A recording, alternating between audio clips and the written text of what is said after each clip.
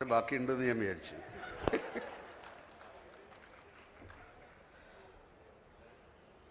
എടപ്പാളിലെ പ്രിയപ്പെട്ട നാട്ടുകാർക്ക് എൻ്റെ വിനീതമായ നമസ്കാരം.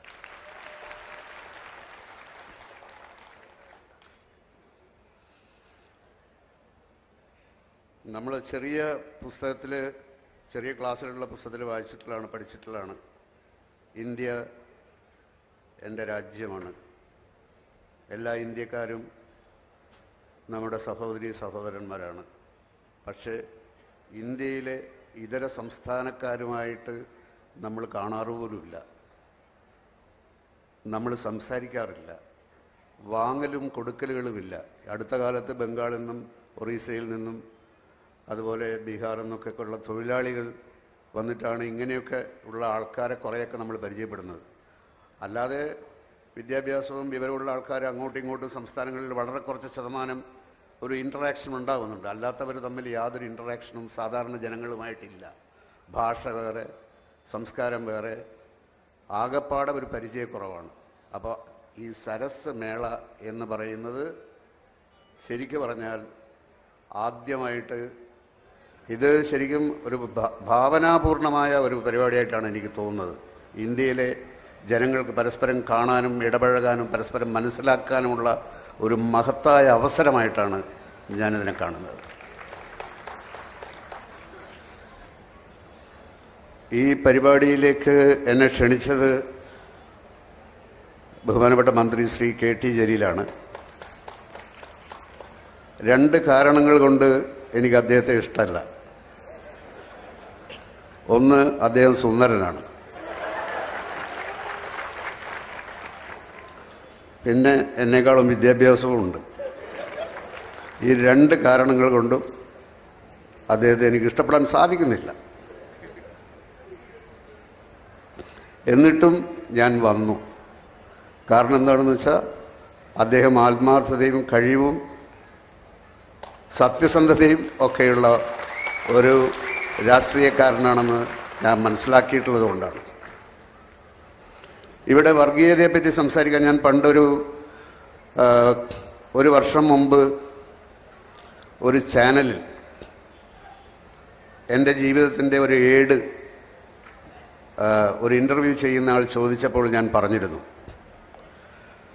അത് ശ്രീ KT ജലീൽ കാണാനിടയായി. ഇപ്പം ഇങ്ങോട്ട് വരുന്ന വഴിയിൽ എന്നോട് പറഞ്ഞു, ആ കാര്യം ഒന്ന് ജനങ്ങളുടെ അടുത്ത് കൂടെ പറയണം. ഞാൻ പറഞ്ഞു, ഈ സരസ് മേളയും ഞാൻ അന്നവിടെ പറഞ്ഞ കാര്യവും തമ്മിൽ എന്തെങ്കിലും ബന്ധമുണ്ടോ? പക്ഷേ ഈ കാലഘട്ടത്തിൽ വളരെ പ്രസക്തമായൊരു വിഷയം അതിനകത്തുള്ളത് കൊണ്ടെന്ന് പറഞ്ഞാൽ കൊള്ളാം. ഇവിടെ വന്നപ്പോൾ ശ്രീ അൻവർ MLAയും ആ വിഷയമാണ് ഏകദേശം സംസാരിച്ചുകൊണ്ടിരിക്കുന്നത്. അപ്പോൾ ഇവിടെ അതിന് പ്രസക്തിയുണ്ടെന്ന് ചെറിയ തോന്നലുള്ളത് കൊണ്ട് അതെന്തായിരുന്നു എന്ന് ഞാൻ പറയാം. മറ്റൊന്നുമല്ല, എൻ്റെ സിനിമയിൽ ഞാൻ വലുതായിട്ടൊന്നും, അതെന്നുവെച്ചാൽ വലുതായിട്ടല്ല, തീരെ കാലുറപ്പിച്ചിട്ടില്ലാത്ത ഒരു കാലഘട്ടം 1984. അപ്പോൾ ഈ ഏതാനും ചില സിനിമകളിലൊക്കെ മുഖം കാണിച്ചിട്ടുണ്ടെന്നല്ലാതെ അതുകൊണ്ട് ജീവിക്കാനെന്നുള്ള ഒരു സംഭവമായിട്ടില്ലാത്ത ഒരു അവസ്ഥയിൽ നിൽക്കുകയാണ്. അപ്പോൾ നാട്ടിലുള്ള ഒരു പെൺകുട്ടിയുമായിട്ട് ഒരു പ്രണയമുണ്ടായി. ഈ സാമ്പത്തികമൊന്നും നോക്കിയിട്ടല്ലല്ലോ പ്രണയിക്കുന്നത്, പ്രണയിച്ച് പോവുകയാണല്ലോ. അങ്ങനെ ഒരു കാലഘട്ടത്തിൽ ആ കുട്ടിയെ കല്യാണം കഴിക്കാനായിട്ടുള്ള ഒരു തീരുമാനം എടുക്കാൻ ഞാൻ നിർബന്ധിതനായ ഒരു ഘട്ടം. അങ്ങനെ ആ സമയത്ത് ഇന്നസെൻ്റ്, ഡേവിഡ് കാച്ചപ്പള്ളി എന്ന് പറയുന്ന രണ്ടാളുകൾ ഒരു കഥ, ഒരു നുണക്കഥ എന്ന് പറയുന്ന ഒരു സിനിമ നിർമ്മിച്ചുകൊണ്ടിരിക്കുകയാണ്. അപ്പോൾ അതിൻ്റെ തിരക്കഥ എഴുതാൻ വേണ്ടി ഞാനൊരു സഹായിയായിട്ട് കൂടെ നിന്നിരുന്നു. പക്ഷേ ഈ കാലഘട്ടത്തിൽ എനിക്ക് തരാനായിട്ട് അവരുടെ കയ്യിൽ, രണ്ടുപേരുടെ കയ്യിലും ഒരു പൈസയും ഇല്ലായിരുന്നു. അങ്ങനെ ഞാനൊരു ദിവസം ഇന്നസെൻ്റിനോട് പറഞ്ഞു, ഞാൻ നാട്ടിലേക്ക് പോവുകയാണ്, 2 ദിവസം കഴിഞ്ഞിട്ട് എൻ്റെ കല്യാണമാണ്. കല്യാണമോ? ഇത്ര പെട്ടെന്നോ? ഇത് നമ്മളെയൊന്നും ക്ഷണിക്കുന്നില്ലേ എന്ന് ചോദിച്ചു. ഞാൻ പറഞ്ഞു, അങ്ങനെ ആഘോഷമൊന്നുമില്ല, രജിസ്റ്റർ ഓഫീസിൽ വെച്ചിട്ടുള്ള കല്യാണമാണ്, അപ്പം ആരെയും ക്ഷണിക്കുന്നില്ല, എല്ലാവരോടും വിവരം പറയും, അങ്ങനെ ഉള്ളൊരു ചെറിയ പരിപാടിയാകുമ്പോൾ മാത്രമാണ് എന്ന് പറഞ്ഞപ്പോൾ എപ്പോഴാണ് പോകുന്നത്? ഞാൻ പറഞ്ഞു വൈകുന്നേരമാണ് പോകുന്നത്, വൈകുന്നേരത്തെ ട്രെയിനിന് പോകണമെന്നാണ് വിചാരിക്കുന്നത്. അപ്പോൾ വൈകുന്നേരം ഞാൻ വരാമെന്ന് പറഞ്ഞു. അങ്ങനെ വൈകുന്നേരം വരുമ്പോൾ പുള്ളി എൻ്റെ കയ്യിൽ ഒരു 400 രൂപ തന്നു. ഞാൻ ചോദിച്ചു, നിങ്ങളുടെ കയ്യിൽ പൈസയൊന്നുമില്ലല്ലോ, ഇത് എവിടുന്ന് ഈ 400 രൂപ കിട്ടി? അപ്പോൾ പുള്ളി പറഞ്ഞു, ആലീസിൻ്റെ വള, ഈ വളക്ക് മാർവാടിയുടെ കടയിൽ കിടന്നിട്ട് നല്ല ശീലമുള്ള വളയാണ്, നീ കൊണ്ടുപോയിക്കോ എന്ന് പറഞ്ഞു. അങ്ങനെ ആ 400 രൂപയും കൊണ്ടാണ് ഞാൻ നാട്ടിലേക്ക് എത്തുന്നത്. അപ്പോൾ അപ്പോൾ ഇന്നത്തെ പോലെയല്ല, 400 രൂപ കുറച്ച് വിലയൊക്കെ ഉണ്ട്. ചില സാധനങ്ങളൊക്കെ ഇപ്പോൾ എൻ്റെ ഭാര്യയ്ക്ക് ഉടുക്കാനുള്ള സാരിയും ബ്ലൗസും ഒക്കെ വാങ്ങിച്ചു കഴിഞ്ഞതിന് ശേഷം പിന്നെ എൻ്റെ കയ്യിൽ പൈസയൊന്നും ഉണ്ടായിരുന്നില്ല. അപ്പോൾ പിറ്റേ ദിവസം രജിസ്റ്റർ ഓഫീസിൽ കല്യാണമാണ്. അപ്പം എൻ്റെ ബന്ധുക്കളെയൊക്കെ ഞാൻ വീട്ടിൽ അവിടെ ഒരാളെ വിളിച്ചു പറയുകയും ഒരു ഓട്ടോറിക്ഷ എടുത്തിട്ട് അവരെയൊക്കെ വിവരം പറയുകയും ചെയ്തു. ആരും വരണ്ട, വരാതിരിക്കാനാണ് ക്ഷണിക്കുന്നതെന്നുള്ള മട്ടിലായിപ്പോയി. അങ്ങനെ വൈകുന്നേരമായപ്പോൾ അമ്മ പറഞ്ഞു, രജിസ്റ്റർ ഓഫീസൊക്കെ ഇരിക്കട്ടെ, അവളുടെ കഴുത്തിലൊരു താലി കെട്ടണം, സ്വർണത്തിൻ്റെ താലി കെട്ടണം. ഞാൻ പറഞ്ഞു, സ്വർണത്തിൻ്റെ താലി കെട്ടാൻ എൻ്റെ കയ്യിൽ പൈസയൊന്നുമില്ല, നടക്കില്ല, അതില്ലാതെ പറ്റില്ല എന്ന് പറഞ്ഞിട്ട് അമ്മ ഒരുപാട് ഭാഷ പിടിച്ചു. അങ്ങനെ ഞാനിങ്ങനെ ആലോചിച്ച് നോക്കി. അപ്പോൾ ഒരു സ്വർണത്തിൻ്റെ താലി വാങ്ങാൻ എത്ര പൈസ വേണ്ടി വരും? അപ്പോൾ ഒരു 2000 രൂപ വേണ്ടി വരും. അപ്പോൾ ഇങ്ങനെ ഓർത്ത് നോക്കിയപ്പം അതിരാത്രം എന്ന് പറയുന്ന സിനിമയുടെ ഷൂട്ടിംഗ് കണ്ണൂരിൽ നടക്കുകയാണ്. അവിടെ മമ്മൂട്ടിയുണ്ട്. അപ്പോൾ നേരെ ഞാൻ മമ്മൂട്ടിയുടെ അടുത്ത് പോയി. രാത്രിയാണ്. അപ്പോൾ ഞാൻ പറഞ്ഞു, ഇങ്ങനെ നാളെ എൻ്റെ കല്യാണമാണ്, നാളെ രജിസ്റ്റർ ഓഫീസിൽ വെച്ചിട്ട് ആരെയും ക്ഷണിക്കുന്നൊന്നുമില്ല, എനിക്കൊരു 2000 രൂപ വേണം, ഒരാവശ്യമുണ്ടെന്ന് പറഞ്ഞു. അപ്പോൾ 2000 രൂപ അദ്ദേഹം തന്നു. എന്നൊരു കല്യാണത്തിന് ഞാൻ വരും. ഞാൻ പറഞ്ഞു, കല്യാണത്തിന് വരരുത്, അപ്പോൾ വന്നാൽ കല്യാണം കലങ്ങും, അല്ല എന്തായാലും ഞാൻ വന്നിരിക്കും എന്ന് പറഞ്ഞു. ഞാൻ പറഞ്ഞു, വരരുത്, നമ്മളെ ദ്രോഹിക്കരുത്, കാരണം ആൾ കൂടിയിട്ട് എന്നെ അതിപ്പോൾ ആളുകൾക്കൊന്നും അധികം അറിയില്ല, മമ്മൂട്ടി വലിയ നായകനായി കഴിഞ്ഞിരിക്കുന്ന സമയമാണ്. അപ്പോൾ അവിടെ ആൾ കൂടിയിട്ട് എല്ലാം കൂടി പ്രശ്നമാകുമ്പോൾ ഒരിക്കലും വരരുതെന്ന് പറഞ്ഞ് ഞാൻ റിക്വസ്റ്റ് ചെയ്തു. ശരി, വരുന്നില്ല എന്ന് പറഞ്ഞു. അങ്ങനെ ഞാൻ ഇതുകൊണ്ട് സ്വർണത്തിൻ്റെ ഒരു താലി വാങ്ങിച്ചു. രജിസ്റ്റർ ഓഫീസിൻ്റെ വരാന്തയിൽ വെച്ചാണ് ഞാനത് എൻ്റെ ഭാര്യയായ അവരുടെ കഴുത്തിൽ കെട്ടുന്നത്. അപ്പോൾ ഞാൻ പറഞ്ഞത്, ചാനലിൽ പറഞ്ഞത് ഇത്രയുമാണ്. ഒരു ക്രിസ്ത്യാനി തന്ന 400 രൂപ,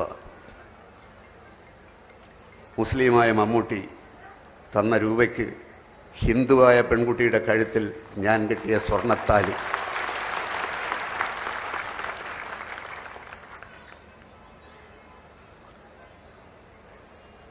എന്ത് മതം, ആരുടെ മതം, എവിടെയുള്ള മതം, ഒന്നിലും നമ്മൾ വിശ്വസിക്കാതിരിക്കുന്നത് നല്ലത്, അല്ലെങ്കിൽ എല്ലാത്തിലും വിശ്വസിക്കണം.